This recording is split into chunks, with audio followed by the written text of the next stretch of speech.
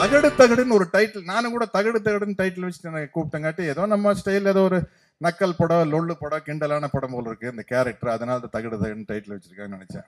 இல்ல, ஒரு நல்ல விஷயத்த சொல்றதுக்கு பாருங்க, ஒரு தகடு தகடுன்னு ஒரு நக்கலா ஒரு வில்லன் பேசிய ஒரு விஷயம் ஒரு சமுதாயத்துக்கு நல்ல விஷயத்த சொல்றதுக்காக பயன்படுது அப்படின்னா எனக்கு பெரிய அதிசயமா இருந்தது. பெரிய அப்ப நான் தகடு தகடுன்னு வசனம் பேசினப்போ நான் எவ்வளவு சந்தோஷப்பட்டேன், அது மாதிரி ஒரு 100 மடங்கு சந்தோஷம் எனக்கு இப்போ வருது. திருட்டு விசிடின்ற பிரச்சனை எப்பத்துல இருந்து இருக்கு? நான் இண்டஸ்ட்ரிக்கு வர்றதுக்கு முன்னாடில இருந்து இருக்கு, அவ்வளோ பழசு. ஸோ அதை நம்ம ஏன் இன்னும் படம் பண்ணலை, அதை ஏன் ஜனங்களுக்கு நம்ம தெரியப்படுத்தலை அப்படின்னு ரொம்ப நாள் நான் யோசிச்சிருக்கேன். அந்த மாதிரி ஒரு ஸ்கிரிப்ட் இருந்தால் நடிக்கலாமே, ஏதாவது ஒன்று மக்களுக்கு ஏதாவது சொல்லலாமே, சினிமாவில் அவ்வளோ கஷ்டங்கள் இருக்குன்னு வெளியே சொல்லலாமே அப்படின்னு நினச்சிக்கிட்டே இருந்தேன். என் பிரதர் எடுத்துட்டாரு அந்த படத்தை. ரொம்ப ரொம்ப தேங்க்ஸ். சினிமா உலகமே உங்களுக்கு தேங்க் பண்ணணும் கண்டிப்பாக. 2024 இயற்கையெல்லாம் அழிஞ்சு சாப்பாட்டுக்கு மனித கறியை பிஸ்கட்டாக கொடுத்துட்டு இருப்பாங்க. இதை ஒரு போலீஸ்காரரை கண்டுபிடிச்சிட்டு கடைசியாக அந்த சாப்பிட்டுக்கிட்டு இருக்க பிஸ்கட்டை சாப்பிடாதீங்க இது அப்படின்னு சொல்லும் போது பின்னாடி சுட்டுருவாங்க. கடைசி டைட்டில் என்ன போடுவாங்கன்னா, இவரும் பிஸ்கட்டாக போகிறாருன்னு போடுவாங்க டைட்டில். அதே மாதிரி தான் இந்த படமும் சீடியாக போகுது. தகடு தகடுங்கிற இந்த படமும் சீடியாக போகுது. நான் எதுக்காக சொல்ல வரேன்னா, நமக்கு சத்தம் போட்டு பிரயோஜனமே கிடையாது.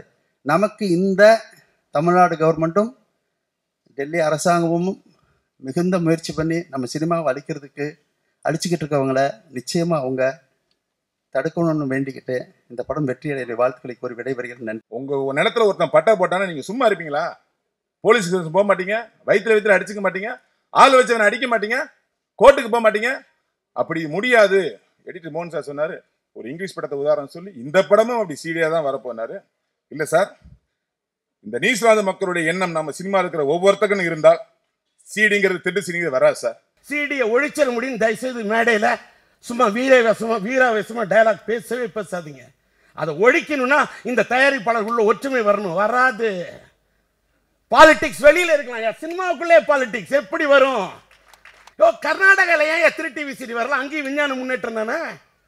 கர்நாடகாவில் இருக்கக்கூடிய கன்னட ப்ரொடியூசர்களுக்கு இருக்கக்கூடிய உணர்வு இங்க கிடையாது. தியேட்டரில் மக்கள் படம் பார்க்க தயாருங்க. டிக்கெட் ரேட் என்னங்க? டிக்கெட் ரேட் என்ன கொடுத்து மக்கள் பார்க்க முடியுமா? சாதா தியேட்டருக்கு இந்த ரேட்டு ஏன்னா ப்ரொடியூசர்களுடைய நம்மளுடைய இதை சொல்றதுனால எனக்கு கவலையே கிடையாது. ப்ரொடியூசர்களுடைய பேராசை, ஏன் விநியோகர்களுடைய பேராசை, நடிக்கக்கூடிய நடிகர்களுடைய பேராசை, இவ்வளவு கோடி நம்மளே வாங்கிக்கிட்டு ஜனங்களை கொள்ளையடிக்கணும்னா டிக்கெட் ரேட்டை கூட தான் வித்தாகணும். ஏன் இவ்வளவு ரேட்டு யோசிச்சு பாருங்க.